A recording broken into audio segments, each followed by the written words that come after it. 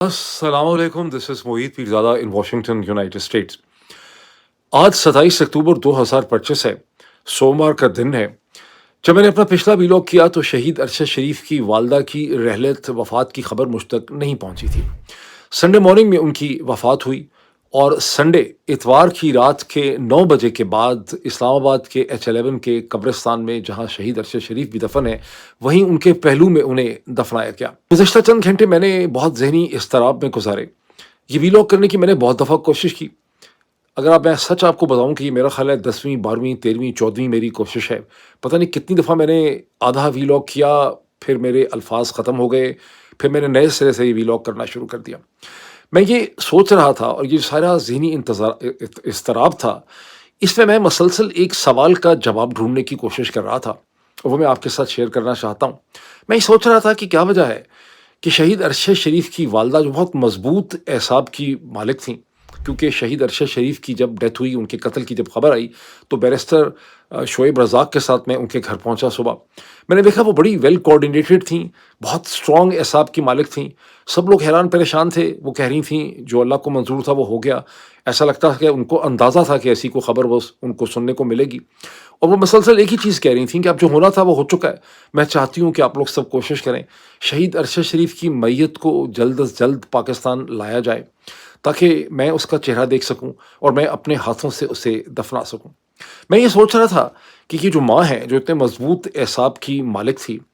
ये क्या वजह है कि शहीद अरशद शरीफ के कत्ल के 3 साल, उसकी जो 3rd एनिवर्सरी थी, उसके 3 दिन के बाद इनकी डेथ हुई है। इस सारे टाइम पीरियड में ये माँ क्या सोच रही थी? पाकिस्तान के निज़ाम अदल, निज़ाम इंसाफ के बारे में, हम सब के बारे में, पाकिस्तान की हुकूमत के बारे में, पाकिस्तान की रियासत के बारे में, पाकिस्तान की अदालतों के बारे में, सुप्रीम कोर्ट के बारे में, हाई कोर्ट्स के बारे में, पाकिस्तान की ताकतवर बार एसोसिएशंस के बारे में, पाकिस्तान के बड़े बड़े कॉन्स्टिट्यूशनल एक्सपर्ट्स के बारे में, पाकिस्तान के प्रोबेबली स्ट्रॉन्ग मीडिया के बारे में, सोशल मीडिया के बारे में, पाकिस्तान में जो बड़े बड़े जुदागड़ी ताकतवर टेलीविज़न एंकर पर्सन्स हैं उनके बारे में, पाकिस्तान के लोगों के बारे में, पाकिस्तान की तारीख़ के बारे में क्या सोचती थी ये? मतलब अपनी वफ़ात से पहले ये हम सब के बारे में क्या सोचती थी और इस मौके पे हम अपने बारे में क्या सोचते हैं? ये वो तमाम सवालात थे, मुश्किल, बहुत ही मुश्किल और पेनफुल सवालात थे मेरे सामने, जिसकी वजह से मैं कोई व्लॉग मुकम्मल ही नहीं कर पाया। पता नहीं ये व्लॉग भी मैं अब मुकम्मल कर पाऊँगा या नहीं भी कर पाऊँगा। बहरहाल इन 3 सालों में इस माँ ने अपने बेटे के कत्ल के बारे में इंसाफ हासिल करने की हर तरह से कोशिश की। वो पाकिस्तान के आर्मी चीफ उनको मिले हस्पताल में, जनरल आसिम मुनीर साहब। वो पाकिस्तान की अदालतों तक पहुंची, मुख्तलिफ वकील उन्होंने तब्दील किए, पाकिस्तान के मीडिया तक पहुंची, पाकिस्तान की सुप्रीम कोर्ट तक पहुंची। हर जगह उन्होंने जाके दुहाई दी, हर जगह उन्होंने कोशिश की, उन्हें कहीं से भी इंसाफ ना मिल सका। उनके जनाजे में हज़ारों लोग जो थे वो शामिल हुए। उन हज़ारों लोगों के अंदर पाकिस्तान के former DG ISPR general Asif Ghafoor भी थे, जिनका शहीद अरशद शरीफ के साथ एक बहुत ज़ाती ताल्लुक़ था। उस जनाजे के अंदर पाकिस्तान के सुप्रीम कोर्ट के मोअज़्ज़ज़ जस्टिस अतर बनल्ला साहब भी थे। जस्टिस अतर बनल्ला पे फिर आता हूँ। पहले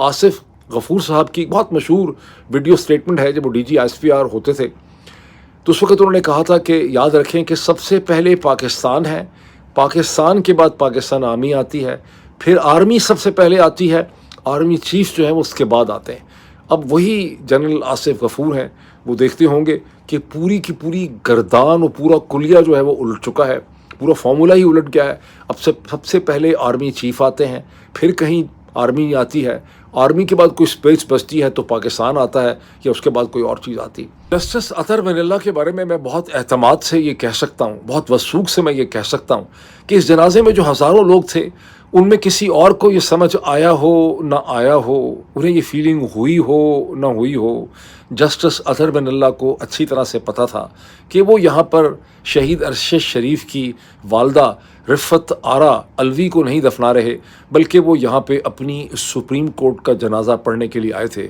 और सुप्रीम कोर्ट ऑफ पाकिस्तान को यहाँ पे H11 के ग्रेवयार्ड में दफनाया गया है। आप में से जो लोग 2022 से मेरा व्लॉग देख रहे हैं, अभी मैं पाकिस्तान में था तो मैंने एक बड़ी आइकॉनिक स्टेटमेंट उस वक्त दी थी। मैंने कहा था कि जस्टिस उमर अता बंदयाल और उनकी अदालत ने जो कमज़ोरी दिखाई है, जो उन्होंने बुज़दिली दिखाई है,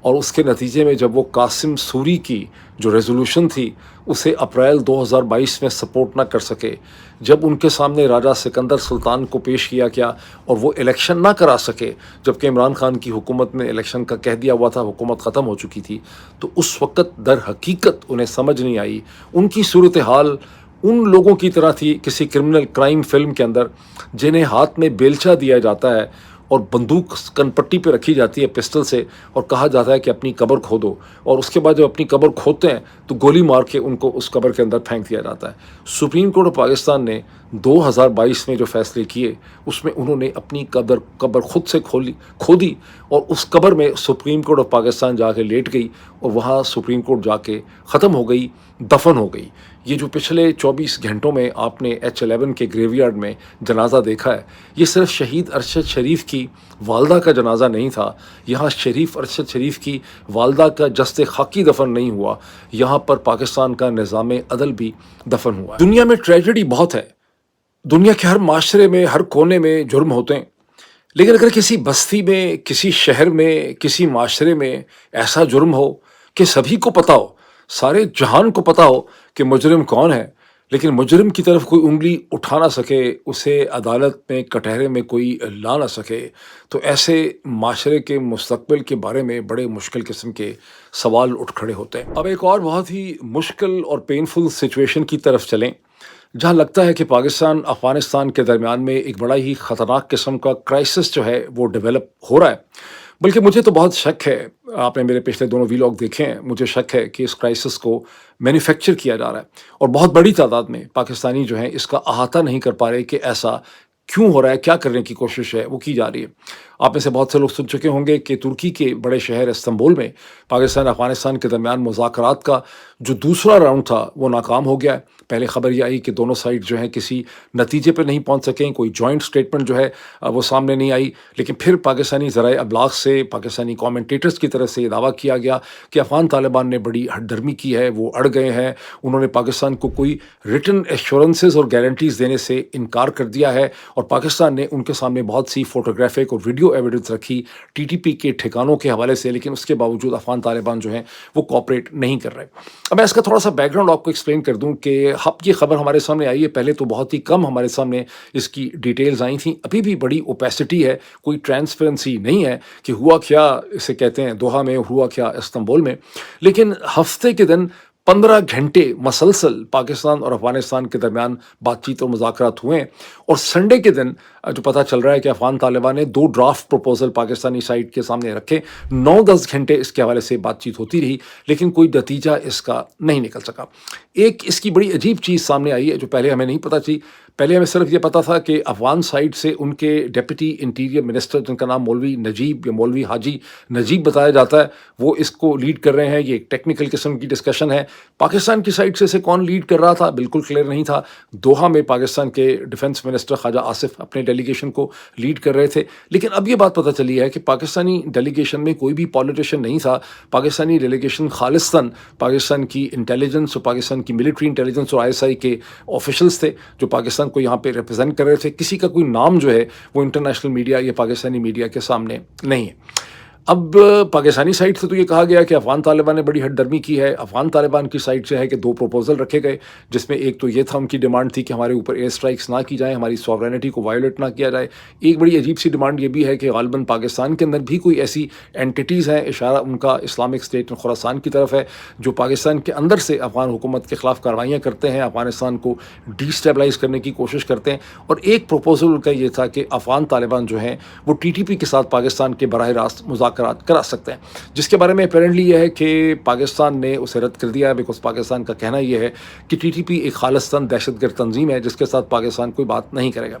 اب میرے پچھلے ویلاگ میں نے یہ انالیسس آپ کے سامنے رکھا تھا کہ پاکستان نے، لگتا یہ ہے کہ سنڈے سے پہلے اور سیٹرڈے کے بعد پاکستان کے اخبارات میں اس معاملے کو کچھ اس طرح سے رپورٹ کیا گیا، جس کو دیکھ کے مجھے یہ لگا کہ پاکستان نے اپنی پوزیشن اور اپنی گول پوسٹ ہی چینج کر دی ہیں، بیکاز پہلے مسلسل یہ چھپ رہا تھا، خود پاکستان کے اخباروں کے اندر ڈان میں چھپ رہا تھا کہ ایک ایسا ویریفائبل میکینزم جو ہے وہ ترکی میں بنایا جائے گا۔ مسلسل اس کی بات ہو رہی تھی دوحہ کے بعد سے کہ ایک کمیٹی ہوگی، ایک ٹیکنیکل کمیٹی ہوگی، ایک ویریفائبل میکینزم ہوگا جس کے ذریعے ایک ایسی کمیٹی ہوگی جس کے سامنے پاکستان اپنی ایویڈنس رکھے گا کہ پاکستان کے اندر TTP کے حملے جو ہیں وہ اکراس دا بارڈر سے، یہ کراس بارڈر ٹیررزم ہے. اور ترکی کی اس میں اسپیشلائزیشن یہ تھی کہ ترکی جو ہے اس کا بڑا ایکسپیرینس ہے کردش ملیٹنسی اور کردش ٹیررزم کو جو PKK کرتی ہے. اور PKK کے ٹھکانے چونکہ سیریا میں بھی، شام میں بھی تھے اور عراق میں بھی تھے، تو ان کا اس کو سمجھنے کا بڑا ایکسپیرینس ہے. اور پاکستان اپنی ایویڈنس ایک کمیٹی کے سامنے رکھا کرے گا.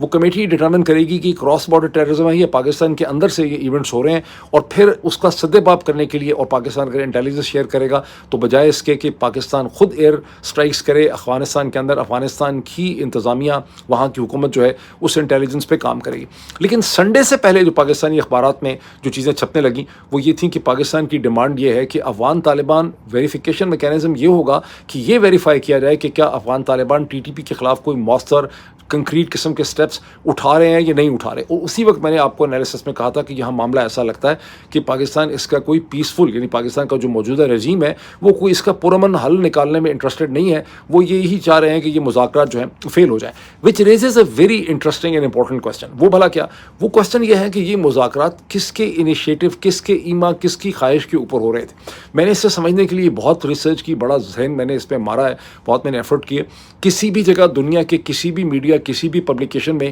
یہ رپورٹ نہیں ہوا کہ یہ انیشیٹو کس کا تھا. یہ انیشیٹو ترکی کا تھا، یہ انیشیٹو قطر کا تھا، یہ انیشیٹو پاکستان کا تھا، یہ انیشیٹو افغان طالبان کا تھا. لیکن جو میں نے اس پہ 2+2 کیا ہے اور جو پچھلے کئی ہفتوں کی میں نے اسٹیٹمنٹس دیکھی ہیں اور جو واقعات دیکھے ہیں، تو مجھے سمجھ آیا کہ جب پاکستان نے یکے بعد دیگرے تابڑ توڑ فضائی حملے کیے اور پاکستان کی بہت اسٹرینتھ ہے اس معاملے میں افغان طالبان کے ساتھ ان کنٹراسٹ میں، تو افغان طالبان کی طرف سے قطر اور ترکی کو اپروچ کیا گیا جنہوں نے یہ کہا کہ ہمارا کوئی آپ حل جو ہے اس کا نکال دیں. یعنی یہ انیشیٹو پاکستان کی سائڈ سے نہیں ہے، یہ انیشیٹو خالصاً افغان طالبان کا تھا جو اس سٹیج کے اوپر جو ہے وہ فیل ہو گیا. اب اس کے فیلئر میں جو آخری اس کے تابوت میں کیل تھا وہ اس وقت ہوا جب سنڈے کی رات میں یا سیٹرڈے کی رات اور سنڈے کے درمیان میں پاکستان کی سائڈ سے یہ خبر آئی کہ پاکستان کے بارڈر کے اوپر ایک فریش حملہ کیا ہے TTP نے. ذہن میں رکھیے کہ گزشتہ چند دنوں سے مسلسل یہ کہا جا رہا تھا کہ جب سے دوحہ راؤنڈ ہوا ہے، بات چیت ہوئی ہے، تو کوئی حملہ جو ہے بڑا نہیں ہوا.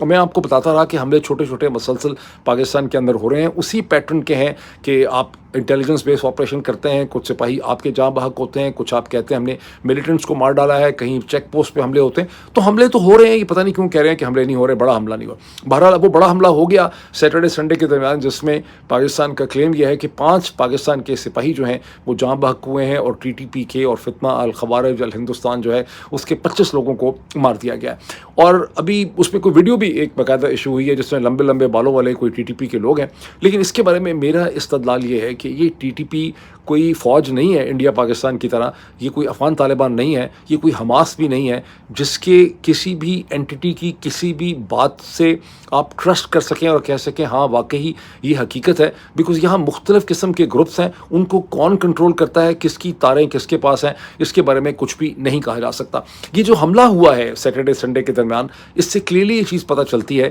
کہ حملہ کرنے والے جو ہیں they gave a shit and a damn to Afghan Taliban. انہیں افغان طالبان کی بالکل بھی پرواہ نہیں ہے، بیکاز افغان طالبان کی گھگی بندھی ہوئی ہے because of the attacks from Pakistan. اور اس موقع پہ یہ جو لوگوں نے حملہ کیا ہے وہ کلیئرلی نہ تو افغان طالبان کی کوئی رسپیکٹ کرتے ہیں، نہ پرواہ کرتے ہیں، نہ ان کے کنٹرول میں. اور حملہ کرنے والوں کا مقصد بھی یہی لگتا ہے کہ استنبول کے اندر، ترکی کے اندر جو مذاکرات ہو رہے تھے وہ ناکام ہو جائیں. اب اس میں کیا ہوگا؟ اب اس میں خطرہ بہت زیادہ یہ ہے کہ پاکستان کی طرف سے میسو سٹرائکس کی جائیں گی دوبارہ افغانستان کے اندر، اور ہو سکتا ہے یہ سٹرائکس کئی دن چلیں. اور مین وائل ہم یہ سن رہے ہیں کہ ملیشیا میں جب امریکہ کے پریزیڈنٹ پہنچے، سن کہہ رہے ہیں ان کی باقاعدہ ویڈیو سٹیٹمنٹ آپ میں سے بہت سے لوگ دیکھ چکے ہوں گے، تو پریزیڈنٹ ٹرمپ نے ایک بار پھر کہا ہے کہ میں چاہوں تو پاکستان افغانستان کے درمیان میں ایسے کر کے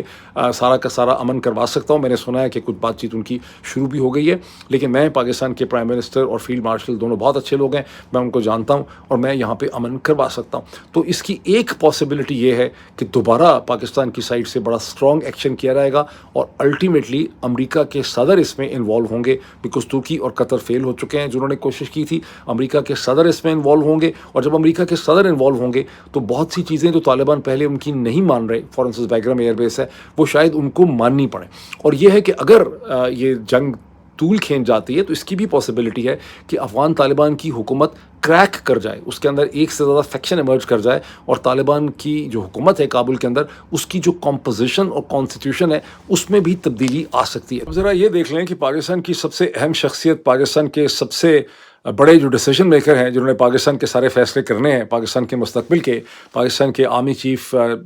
field marshal general Asim Munir, وہ کہاں تھے؟ وہ گزشتہ 24 گھنٹے میں ایجپٹ سے نکل کے وہ اردن پہنچے، وہاں کی top military and civil leadership سے انہوں نے ملاقاتیں کی، 3 دن انہوں نے ایجپٹ میں گزارے تھے۔ اس سے کلیئرلی یہ پتہ چلتا ہے کہ جنرل عاصم منیر مشرق وسطیٰ میں پاکستان کی فوج کا ایک بڑا رول دیکھ رہے ہیں یا اسے شیپ کرنے کی کوشش کر رہے ہیں۔ پاکستان کے سوشل میڈیا میں مسلسل یہ دعویٰ کیا جا رہا ہے کہ پاکستان کی فوج جو ہے وہ غازہ کی جو عرب اسٹروک مسلم اسٹیبلائزیشن فورس ہے اس میں پاکستان کے ٹروپس بھی بھیجے جائیں گے، لیکن مسئلہ یہ ہے کہ اسرائیل تو یہ کلیئرلی کیٹیگوریکلی کہہ چکا ہے کہ صرف وہی ٹروپس وہاں پہ آ سکتے ہیں جو کہ اسرائیل کی مرضی کے ہوں گے، کیونکہ پہلے جن ملکوں کے نام لیے گئے اس میں 4 یا 5 مین کنٹریز تھے، اس میں ایجپٹ تھا، اس میں ترکی تھا، اس میں قطر تھا، اس میں متحدہ عرب امارات، آذربائیجان اور انڈونیشیا کا نام لیا گیا تھا، پاکستان کا نام اس میں نہیں تھا، ابھی بھی کہیں پاکستان کا نام جو ہے وہ نہیں لیا گیا۔ لیکن جب امریکہ کے vice president J D Vance اسرائیل میں تھے اور وہاں پر اسرائیل کے prime minister Benjamin Netanyahu کے ساتھ ان کی جوائنٹ پریس کانفرنس ہوئی، تو امریکن وائس پریزیڈنٹ نے اس وقت یہ انڈیکیٹ کیا، یہ سجیسٹ کیا کہ ترکی کا ایک بڑا پازیٹیو رول ہو سکتا ہے، ترکی کنسٹرکٹیو رول پلے کر سکتا ہے اس کے اندر، اور اس کی ایک وجہ بھی ہے، اس کا بیک گراؤنڈ ہے۔ اس کا بیک گراؤنڈ یہ ہے کہ ترکی نے ہی حماس کو سیز فائر پہ کنونس کیا۔ حماس کے سورسز انڈیکیٹ کرتے ہیں کہ وہ ترکی پہ ٹرسٹ کرتے ہیں، اس کی وجہ کوئی ترکی کی فوج نہیں ہے، اس کی وجہ یہ ہے کہ ترکی کے جو صدر ہیں رجب طیب ایردوغان اور ترکی کی جو اک پارٹی ہے انہوں نے مسلسل حماس کو سپورٹ کیا، اسرائیل کو بہت زیادہ کنڈیم کیا، تو حماس کو یہ لگتا ہے کہ ترکی ایک گارنٹی پرووائڈ کرتا ہے ان کو سیکیورٹی کی، اور ترکی نے اپیرنٹلی حماس کو یہ بھی کنونس کر لیا ہے کہ وہ اپنے بڑے ہتھیاروں سے دستبردار ہو جائیں، اپنے آپ کو غیر مسلح کر لیں۔ لیکن اسرائیل کے پرائم منسٹر نیتن یاہو نے یہ بات کلیئر کر دی کہ ترکی کی جو انکلوژن ہے وہ کسی بھی صورت قابل قبول نہیں ہوگی۔ ان کامنٹس کے بعد مسلسل امریکہ کے اور اسرائیل کے ذرائع ابلاغ سے بات بالکل کلیئر ہو گئی ہے کہ صرف ایردوغان، صرف بنیامن نیتن یاہو ہی نہیں بلکہ پوری کی پوری اسرائیلی اسٹیبلشمنٹ جو ہے اسے ترکی کی انکلوژن پہ جو ہے اس کو اعتراض ہے، اور صرف وہی فوج وہاں پہ آ سکتی ہے جسے اسرائیل اپروو کرے گا۔ اور پھر بعد میں امریکہ کی طرف سے بھی، جے ڈی وانس کی طرف سے بھی یہ اسٹیٹمنٹ آ گئی کہ ہاں ہم اسرائیل کو مجبور نہیں کر سکتے کہ کون سی فوج وہاں پہ ہوگی، اسرائیل کا اپروول جو ہے وہ ضروری ہوگا۔ تو کیا اسرائیل پاکستانی ٹروپس کی پریزنس کو اپروو کرے گا؟ مطلب یہ ایک بہت بڑا سوال ہے، مطلب یقین نہیں آتا۔ دوسری طرف سے مجھے یہ بھی یقین نہیں آتا کہ پاکستان کے جنرل ہیڈ کوارٹرز میں جو ڈیسیجن میکرز ہیں وہ چاہیں گے کہ پاکستانی ٹروپس جو ہیں ان کے غازہ میں پریزنس ہو، بیکاز پاکستانی جو پنجابی اور پشتون ٹروپ ہیں ان کے لیے اس قسم کی والیٹائل جگہ میں یہ بڑا ایک ڈیفیکلٹ ایموشنل ایکسپیرینس ہوگا، کیونکہ اسرائیل ایکسٹریملی انپریڈکٹیبل ہے، کسی وقت بھی کچھ ہو سکتا ہے۔ اور پاکستان کے، میں سمجھتا ہوں، میری کم از کم ناقص رائے یہ ہے کہ پاکستانی ٹروپس کو اتنی عجیب و غریب قسم کی، خطرناک قسم کی جگہ میں، پولرائز قسم کی جگہ پہ ان کو نہیں ہونا چاہیے۔ تاہم ایسا لگتا ہے کہ بعض لوگ سوشل میڈیا پہ یہ بھی نیریٹو شیپ کر رہے ہیں کہ پاکستانی ٹروپس وہاں پر غازہ کی اور فلسطینیوں کی حفاظت کے لیے ہوں گے۔ موونگ فارورڈ، ایک چیز کو پاکستان کے اخبارات نے، ایک ڈیولپمنٹ کو بہت زیادہ اس کا ذکر کیا، وہ یہ کہ امریکہ کے سیکرٹری اسٹیٹ مارکو روبیو نے سوالوں جواب میں یہ کہا کہ پاکستان کے ساتھ ایک بہت ہی نیا اور بڑا طاقتور اسٹریٹجک ریلیشن شپ جو ہے امریکہ شیپ کر رہا ہے۔ اس کا بیک گراؤنڈ کیا ہے؟ اس کا بیک گراؤنڈ یہ ہے کہ جب وہ ملیشیا جا رہے تھے آسیان کی، اور اس کو میں سمجھتا ہوں بڑا ایگزیجریٹڈ طریقے سے پریزنٹ کیا گیا، صرف اخباروں میں اس کی ہیڈ لائنز نہیں آئیں، بہت سے کامنٹیٹرز نے اس کو ڈن ٹو ڈیتھ کر دیا ہے ٹویٹر کے اوپر، لیکن اس کا ایک کانٹیکسٹ ہے، وہ کانٹیکسٹ سمجھنا بہت ضروری ہے کہ مارکو روبیو جب ٹریول کر رہے تھے ملیشیا کے لیے آسیان کے سمٹ میں شرکت کے لیے، تو وہاں ان کو ہندوستان کے foreign minister S J Shankar سے ان کی ملاقات تھی۔ جب ان کو درمیان میں ایک چھوٹی سی پریس ٹاک کرنے کا موقع ملا تو ان سے ایک سوال پوچھا گیا کہ آپ کی کیا ہندوستان کے کاؤنٹر پارٹ جو فارن منسٹر ہیں ان سے ملاقات ہوگی؟ انہوں نے کہا ہوگی، ٹریڈ کے حوالے سے یہ بار۔ تو پھر اگلا سوال پوچھنے والے نے، اس نے کہا کہ کیا ہندوستان نے آپ سے یہ پروٹیسٹ کیا ہے، یہ ایشو اٹھایا ہے کہ آپ کی انتظامیہ، ٹرمپ ایڈمنسٹریشن جو ہے وہ پاکستان کے بہت قریب ہو گئی ہے اور آپ کا بڑا ایک ریلیشن شپ پاکستان سے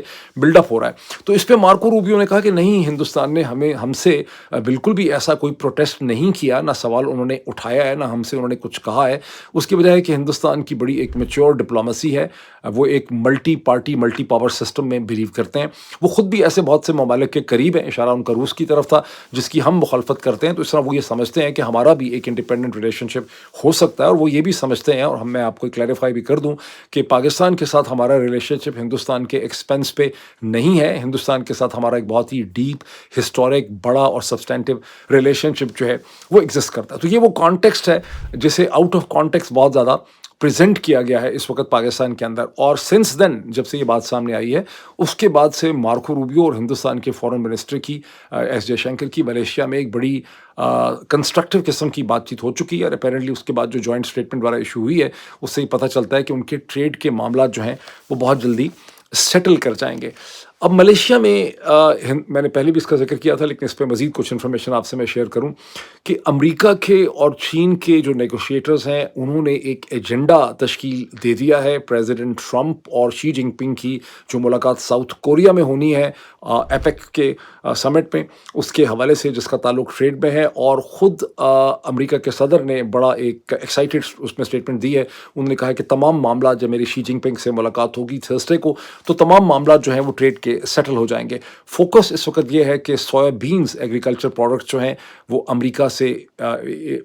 چین جو ہے وہ خریدے گا، بوئنگ پلینز کے آرڈر پلیس کرے گا. اس کے علاوہ تائیوان پہ کچھ پروگرس ہوگی، اور جو چپس ہیں انویڈیا کے وہ امریکہ ایگری کرے گا چین کو دینے کے لیے. اور چین نے جو سپلائی روک رکھی ہے، جو ایک نیا وہ ایک بیسکلی کوئی لائسنسنگ رجیم بنا رہے ہیں ریئر ارتھ میٹلز کے حوالے سے، اسے وہ کم از کم 1 سال کے لیے پوسٹ پون کر دیں گے. آن دا فیس آف اٹ تو یہ سب چیز ہے، اور لگتا یہ ہے ڈونلڈ ٹرمپ کی اور امریکی سائڈ سے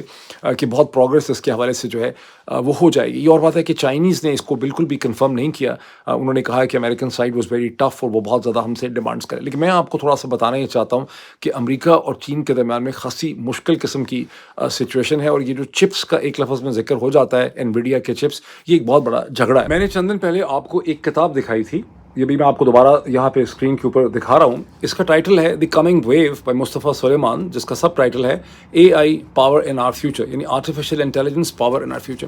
یہ کتاب بنیادی طور پہ یہ کہتی ہے کہ آرٹیفیشیل انٹیلیجنس جو ہے یہ ایک ایسی نہج پہ آ چکی ہے، اے جی آئی آرٹیفیشیل جنرل انٹیلیجنس کے 2026 کے کسی سٹیج پہ آرٹیفیشیل جنرل انٹیلیجنس جسے سپر انٹیلیجنس بھی کہا جا رہا ہے، یہ ہیومن انٹیلیجنس سے زیادہ طاقتور، زیادہ سمارٹ ہو جائے گی. اور یہ ایک ایسی ٹیکنالوجی ہے جس سے بہت زیادہ خطرات ہوں گے، جیو پولیٹیکل اس کی امپلیکیشنز ہوں گی. اور اب تک دنیا کی تاریخ میں واحد جو ٹیکنالوجی ہے جس کی پرولیفریشن کو روکا جا سکا ہے وہ نیوکلیئر ٹیکنالوجی تھی، جو صرف 7-8 ملکوں کے پاس ہے، جیسے کہ پاکستان، اسرائیل، ہندوستان، ورنہ دنیا میں وہ اس کو روکا گیا ہے. اور آرٹیفیشیل انٹیلیجنس کو بھی روکنا پڑے گا، اور یہ کتاب اس کے ریگولیٹری فریم ورکس کی نیڈ کے حوالے سے ہے. ٹھیک، اب یہ اس کو ذہن میں رکھیں.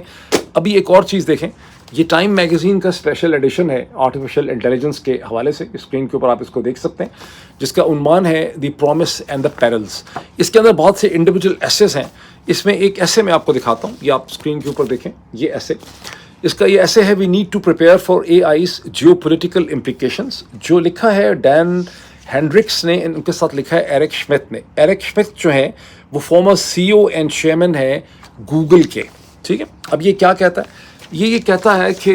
جس طرح سے نیوکلیئر نان پرولیفریشن پہ ہمیں کام کرنا پڑا، اسی طرح سے ہمیں آرٹیفیشیل انٹیلیجنس کی پرولیفریکیشن کو روکنا پڑے گا. جس طرح سے اس کتاب بھی نیکسٹ ویو میں ہے کہ اے جی آئی جسے سپر انٹیلیجنس کہا جا رہا ہے وہ 2026 میں ہیومن انٹیلیجنس سے زیادہ طاقتور یا زیادہ سمارٹ ہو جائے گی. اور اگر چین ایسی ٹیکنالوجی ڈیولپ کرتا ہے تو آرگومنٹ یہ ہے کہ امریکہ کے پاس پھر یہ رائٹ ہوگا کہ ہم چائنیز سرورز کے اوپر، کیونکہ جب سے ڈیپ سیک آئی ہے اس کے بعد سے خطرہ محسوس کیا جا رہا ہے، تو پھر ملکوں کو یہ حق ہونا چاہیے کہ وہ دوسرے کے اے آئی کے سینٹرز کے اوپر سیبوٹاج کریں اور اسے اڑا دیں. جس طرح سے نیوکلیئر جنگ کے خطرے میں میوچلی ایشورڈ جو ڈسٹرکشن تھی اس کی خوف کی وجہ سے ایگریمنٹس ہوئے ہیں، اب یہ ضروری ہے کہ آرٹیفیشیل انٹیلیجنس کی پرولیفریکیشن کو روکنے کے لیے بھی گریٹ پاورز کے درمیان میں ایگریمنٹس ہوں. تو جب آپ ایک لائن میں یہ دیکھتے ہیں کہ انویڈیا کے چپس امریکہ دے گا یا نہیں دے گا، اور دوسری طرف سے ریئر ارتھ میٹل آئیں گے یا نہیں آئیں گے، تو آپ ایک بہت بڑی بڑھتا ہوا جو کانفلکٹ ہے اس کی طرف دیکھ رہے ہیں، اور اس کا اتنی آسانی سے حل جو ہے وہ نہیں ہوگا. تو آنے والے دنوں میں مزید اس کو آپ کے سامنے ایکسپلین کروں گا. ابھی اتنا ہی، پھر آپ سے ملاقات ہوتی ہے. Thank you.